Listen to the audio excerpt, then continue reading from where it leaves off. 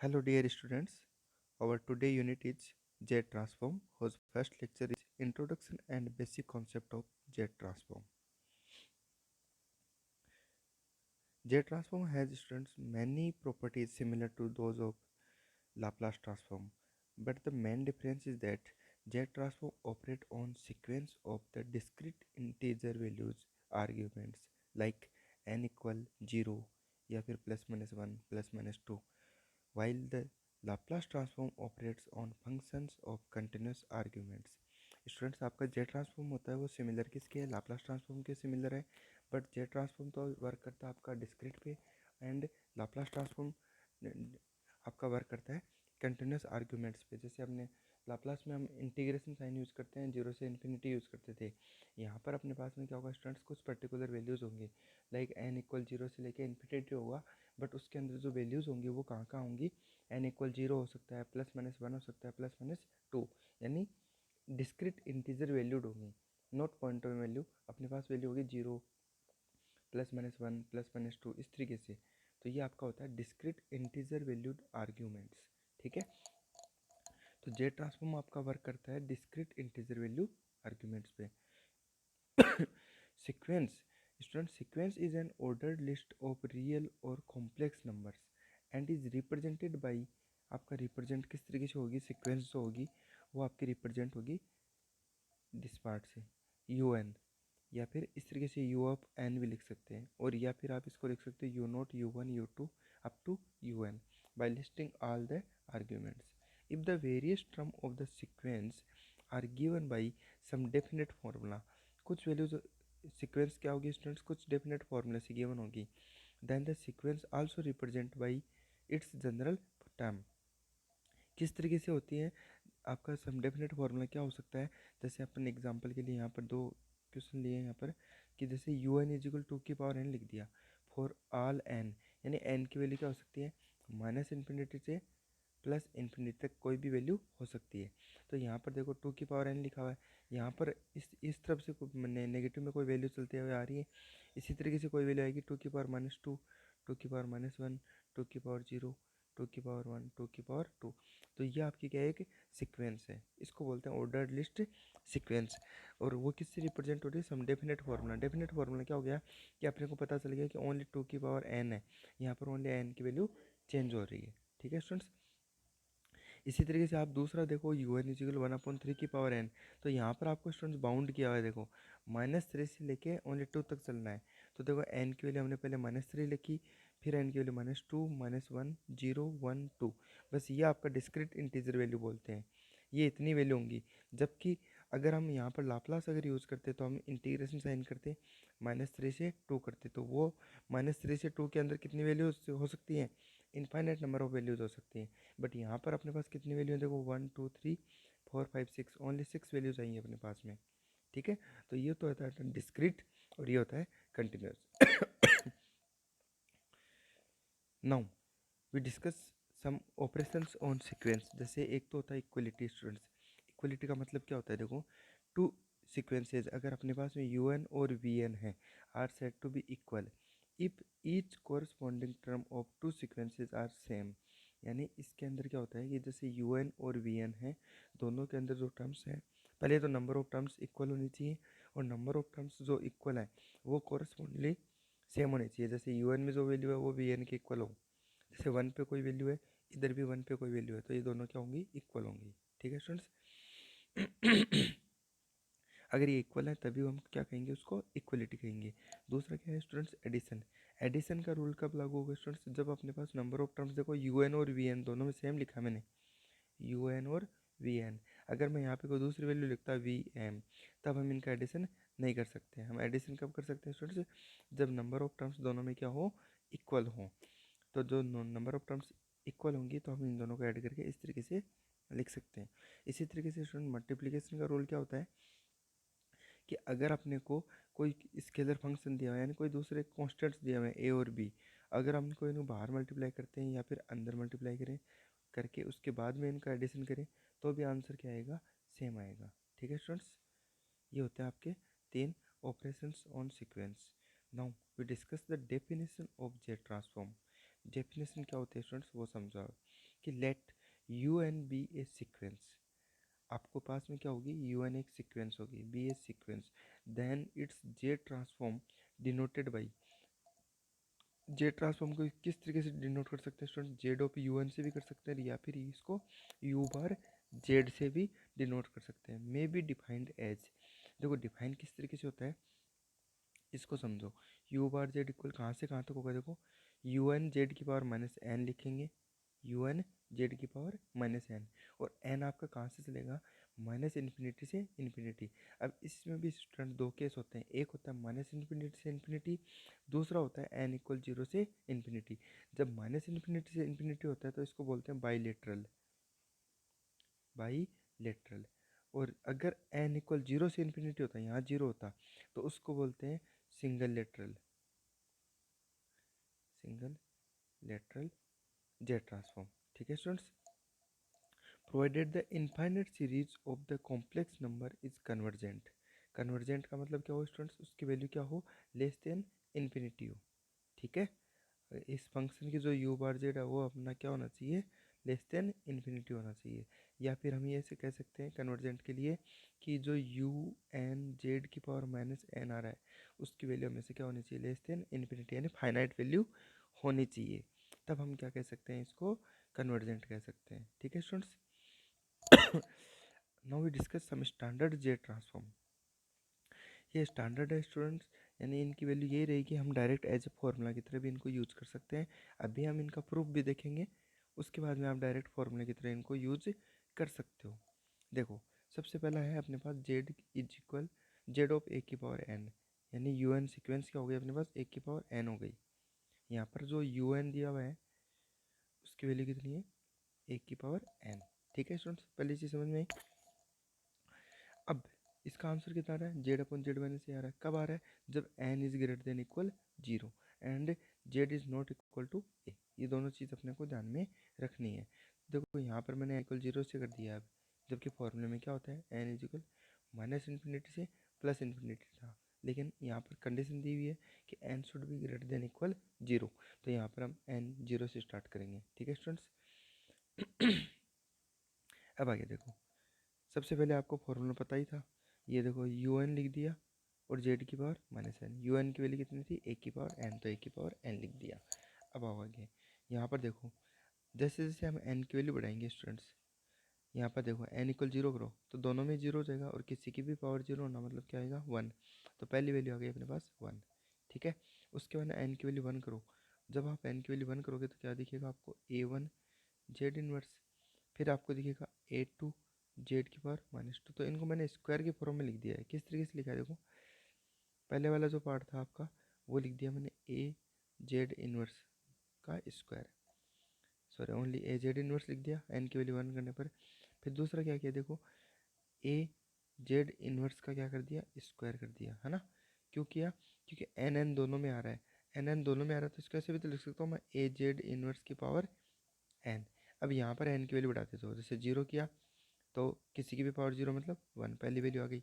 यहाँ वन करूँगा तो ये वैल्यू आ जाएगी, यहाँ टू करूँगा ये आ जाएगा, यहाँ थ्री करूँगा ये आ जाएगा। बात समझ में आ रही है, तो इस तरीके से वैल्यूज अपने पास आ जाएगी।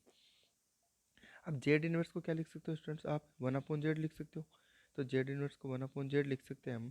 तो हमने यहाँ पर देखो, यहाँ इसको क्या लिख दिया, ए बाई जेड लिख दिया, इसी तरीके से इसको ए बाई जेड का square, A cube by Z cube, और एक बाई जेड की पावर एन लिख दिया।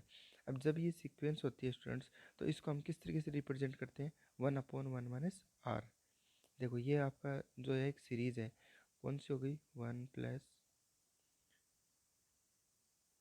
X plus x square plus x square and so on, इस तरीके से। तो इसको रिप्रेजेंट करने का तरीका क्या होता है, one upon one minus one, one upon one minus r. R क्या होता है स्टूडेंट्स, दो कोई भी दो वैल्यू के बीच में डिफरेंस, इन दोनों का डिफरेंस ले लिया मान लो, sorry one upon one minus X बोलते हैं स्टूडेंट्स इसको, one upon one minus X, ये होता है आपका। ठीक है, तो यहाँ पर अपने पास क्या आ जाएगा, one upon one minus A by Z आ जाएगा इसकी सीक्वेंस। यहाँ पर हमने क्या किया देखो, ए बाई जेड है तो यहाँ से एलसीएम लेंगे तो जेड तो चला जाएगा ऊपर, नीचे बन जाएगा Z minus A and Z is not equal A, तो ये पार्ट आ गया आपके पास में जो हमें प्रूव करना था। आई होप आपको समझ में आया होगा। ठीक है, इसके अंदर और भी क्या क्या चेंजेस हो सकता है स्टूडेंट, जैसे एक की वैल्यू 1 कर दें अगर, तो एक की वैल्यू 1 करने का मतलब क्या हो गया, 1 की पावर n, और किसी 1 की पावर कुछ भी होगा में से क्या रहता है, 1 ही रहता है, तो ये 1 हो गया। तो जेड ऑफ 1 अगर अपने निकालना है तो फॉर्मूले में एक की जगह क्या कर देंगे, 1 कर देंगे, तो आपके पास क्या आएगा, Z upon Z minus 1। Condition क्या होगी कि जेड शुड नॉट इक्वल 1। ठीक है स्टूडेंट्स, तो ये चीज़ हम इजीली निकाल सकते हैं। उसके बाद नेक्स्ट एक और प्रूफ है आपके पास में, ये भी स्टैंडर्ड है, इसको याद रखना आपको। जेड इज इक्वल एन की पावर पी, एन की पावर पी, यानी यहाँ पर u n is equal sequence क्या है स्टूडेंट्स, इस बार आपके पास है एन की पावर पी। तो इस पे आओ, इसकी आंसर क्या होगा, देखो minus Z d upon d Z, Z की पावर एन पी माइनस 1, और p belongs to n, n का मतलब क्या है, कोई नेचुरल नंबर है। ठीक है, तो पी क्या है, कोई नेचुरल नंबर है। नेचुरल नंबर का मतलब कौन सा हो गया, 1 2 3 इस तरीके से, 0 1 2 3 4 5 6 अप टू इन्फिनिटी, कोई भी नेचुरल नंबर हो सकता है। इसका प्रूफ देखिए स्टूडेंट्स, प्रूफ क्या होगा, देखो आपको पता है कि अगर एन पी होता है तो हम फॉर्मूला क्या अप्लाई करते हैं, एन इक्वल 0 से इन्फिनिटी करते हैं, और यहाँ पर क्या लिखते हैं, यू एन और जेड की पावर माइनस एन। तो यू एन आपको अभी बताया मैंने, यू एन क्या है यहाँ पर, एन की पावर पी है, तो देखो मैंने एन की पावर पी लिख दिया और जेड की पावर माइनस एन लिख दिया। कर सकते हैं इतना, डायरेक्ट फॉर्मूला लिखा। अब हम क्या करेंगे स्टूडेंट्स, जस्ट पी की जगह क्या करो, पी माइनस 1 रिप्लेस कर दो पूरे में। पी की जगह क्या किया, पी माइनस 1 रिप्लेस किया। तो देखो यहाँ पर पहले क्या करेंगे, पी की जगह पी माइनस 1 कर दिया, थोड़ा सा मैं बड़ा कर देता हूँ स्टूडेंट्स।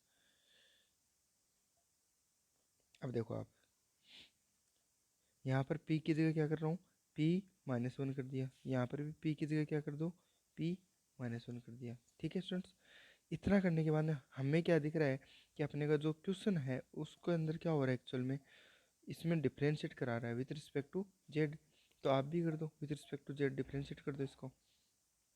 तो हम क्या लिखेंगे कि differentiate the above relation with respect to Z we get, देखो विथ रिस्पेक्ट टू जेड करेंगे तो इधर भी d by Z d Z लगा देंगे, पहली चीज़ तो यहाँ पर भी क्या आ जाएगा, डी अपॉन डी जेड, इसी तरीके से यहाँ पर भी क्या आ जाएगा, डी अपॉन डी जेड। अब डी अपॉन डी जेड आ गया, तो इसे जेड के रिस्पेक्ट में क्या कर दो, इधर वाले पार्ट को डिफ्रेंशिएट कर दो, तो आप क्या करते हो, माइनस एन तो आगे आ जाएगा पहले, और जेड की पावर में क्या हो जाएगा, माइनस एन माइनस 1, ऐसे ही करते हो आप। तो ये चीज़ मैंने नीचे लिखी है, देखो आप इधर वाला पार्ट तो ये रहा, और इधर वाले में क्या आ गया, देखो माइनस एन आ गया, और जेड की पावर माइनस एन माइनस 1 आ गया।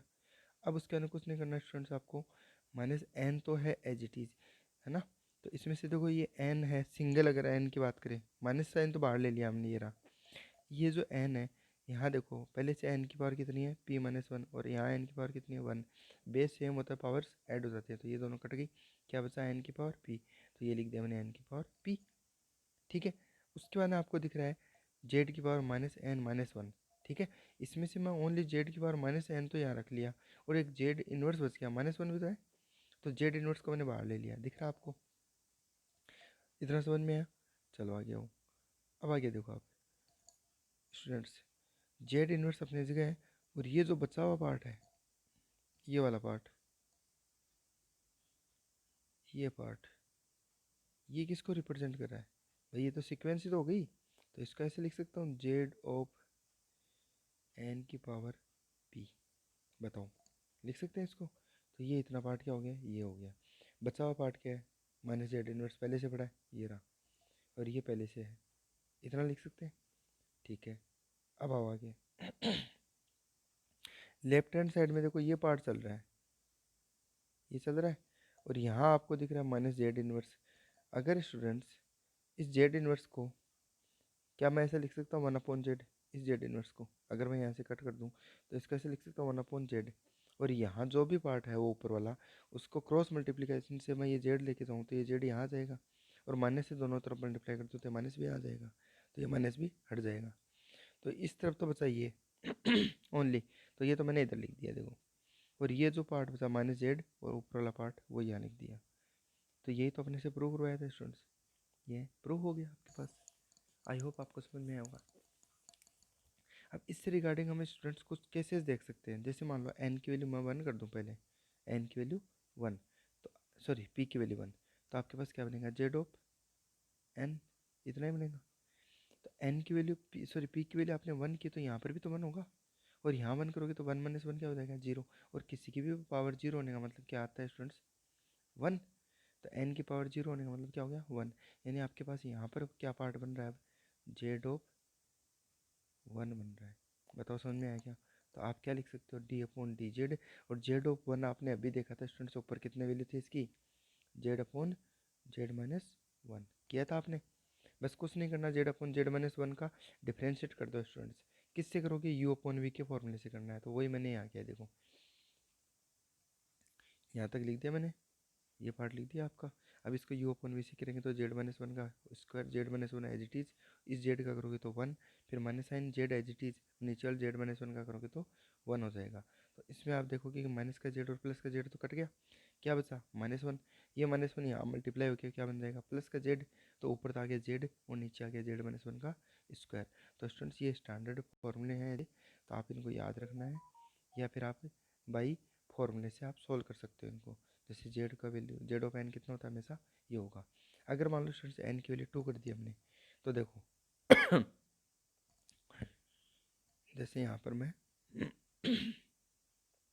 एन की वैल्यू 2 कर दूँ, तो आप क्या लिखोगे, एन स्क्वायर लिखोगे। अगर यहाँ एन स्क्वायर होगा तो यहाँ पर क्या बनेगा, d/dz। और यहाँ पर देखो जेड ऑफ एन, यहाँ पी की वैल्यू 2 कर रहे हो तो 2 - 1 1, तो एन की पावर 1 का मतलब क्या होता है, जेड ऑफ एन ही होगा। और जेड ऑफ एन की वैल्यू आपने अभी निकाली स्टूडेंट्स, इसकी वैल्यू कितनी होती है, z/n माइनस, सॉरी z/z-1